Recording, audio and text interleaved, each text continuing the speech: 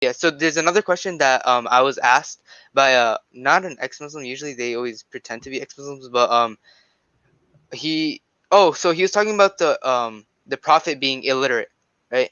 And I'm 100% sure that the prophet was illiterate, but then he brings up a, because I don't deal with like hadith and like something that like that type of thing, but like he mentions a hadith where it says like the calamity of Thursday. He refers to the calamity of Thursday, and like how the prophet, before he when he was really sick, he told his companions to give him a paper so he can write the will. The Quran states, first and foremost, in chapter 62, verse 2, right? Allah says, هو الذي بعث في الأميين رسولا منهم يتلو عليهم آياته ويزكيهم ويعلمهم الكتاب والحكمة. Yeah. So he is the one who sent from among the illiterate ones a prophet from them. And it's mentioned in chapter number 29 of the Quran, وما تخطه بيمينك إذا لارتاب المبطلون. And ولا تخطه بيمينك إذا لارتاب المبطلون. That you don't write it with your right hand. إذن, if you had, then the mubtilun, the detractors, would be in doubt. So these are two clear verses in the Quran. As for the calamity of, this is what the Shia term it as, the calamity of Thursday. Yeah, that's, I'm not. He didn't say, come here, give me the pen in my hand and let me write it. He didn't say that. He didn't say, give me the pen, put the pen to my, he didn't say that. That's not even in the hadith that they quote. The other one is, so when he says, you know, لن تضلوا بعدي أبدا,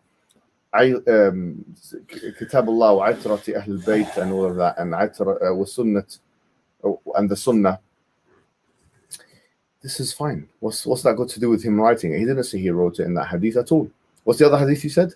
Oh no, I was mentioning. Oh wait, here. If I pull it up right now, so basically he linked to me. Sorry. So Bukhari 114.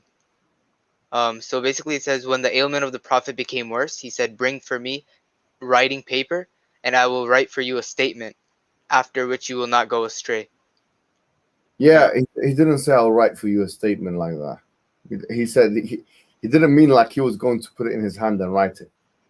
And by the way, this is not an issue. This, like, I'm at a point where I understand the Quran is 100% the word of Allah, so it's I hear and I obey. But I'm trying to say, like, how would I convince him of the fact that he wasn't? What's the wording of? Let me just get. What's the wording of the hadith of? Whatever the hadith, al-Khamis, or whatever they call it. If you just get it in Arabic. Sorry, I'm just. This is good that we have the brother here today. Just if you can get it about, you know, لن تضلوا بعدي أبدا. This bit.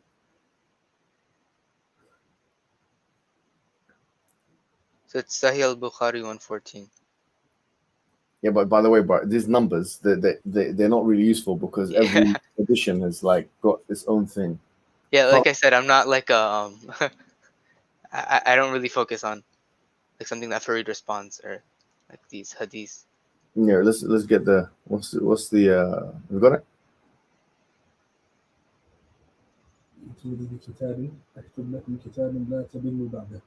Okay, so this is what he's referring to, yeah. أتوني بكتاب أكتب لكم. So when someone says I'm going to أكتب لكم, it doesn't mean that he's going to do it himself with his own physical hand.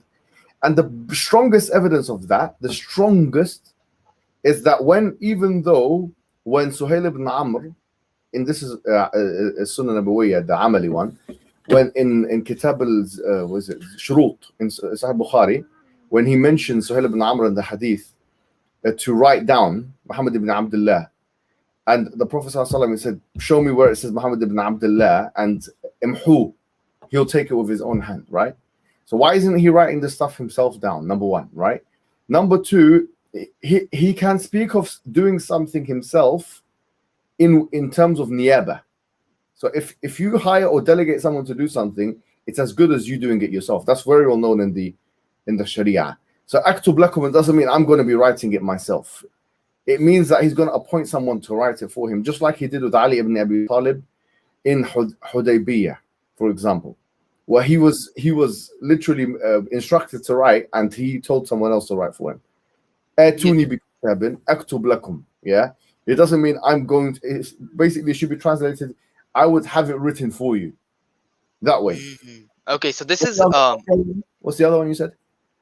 oh no, this is the only one. Oh, I mentioned to him the Treaty of Hudaybiyah, but like what the Prophet instructed, but this is the only one that I mentioned that he brought up Yeah, to me. So you're telling me this is like an Arabic to English, like all I'm saying here is that just because he tells you to do, he's going to do something, it doesn't mean that he has to actually enact it himself. He can delegate someone and it will have the same effect. It's called niyaba. okay, I Yeah. understand.